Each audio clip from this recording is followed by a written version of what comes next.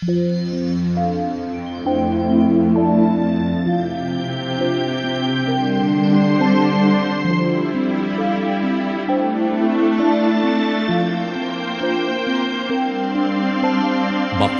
ang bumabasa at ang nangakikinig ng mga salita ng hula at tumutupad ng mga bagay na nangasusulat doon, sapagkat ang panahoy malapit na.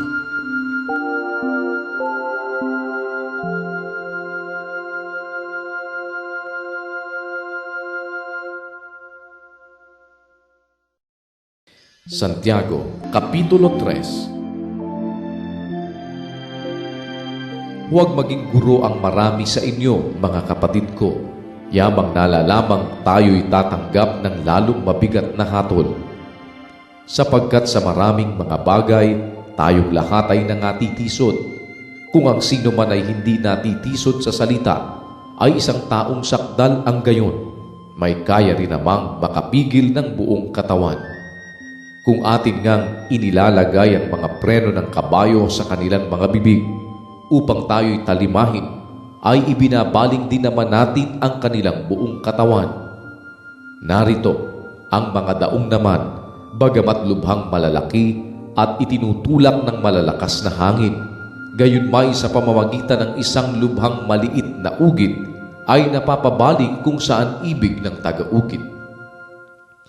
Gayon din naman ang dila ay isang maliit na sangkap at nagpapalalo ng malalaking bagay.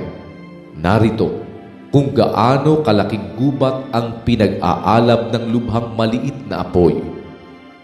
At ang dilay isang apoy. Ang sanlibutan ng kasamaan sa ating mga sangkap ay dili iba't ang dila na nakakahawa sa buong katawan at pinagningas ang gulong ng katalagahan at ang dilay pinagniningas ng impyerno. Sapagkat ang bawat uri ng mga hayop at mga ibon, ng mga nagsisiusad at mga bagay sa dagat, ay pinaaamo at napaaamo ng tao. Datapwat ang dila ay hindi napaaamo ng sinumang tao, isang masamang hindi nagpapahinga, na puno ng lasong na kamamatay. Siyang ating ipinagpupuri sa Panginoon at Ama, at siyang ating ipinanglalait sa mga taong ginawang ayon sa larawan ng Diyos. Sa bibig din lumalabas ang pagpurit paglait. Mga kapatid ko, ang mga bagay na ito ay hindi nararapat magkagayon. Ang bukal bagay sa isa lamang siwang ay binubukalan ng matamis at mapait. Maaari baga, mga kapatid ko, na ang puno ng igos ay magbunga ng aseitunas o ng mga igos ang puno ng ubas? Hindi rin naman babalungan ng matamis ang maalat na tubig. Sino ang marunong at matalino sa inyo? Ipakita niya sa pamamagitan ng mabuting kabuhayan ang kanyang mga gawa sa kaamuan ng karunungan. Ngunit kung kayo'y mayroong mapapait na paninibugho at pagkakampi-kampi sa inyong puso, ay huwag ninyong ipagmapuri at huwag magsinungaling laban sa katotohanan. Hindi ito ang karunungang bumababa mula sa itaas, kundi ang nauukol sa lupa, sa laman, sa diablo.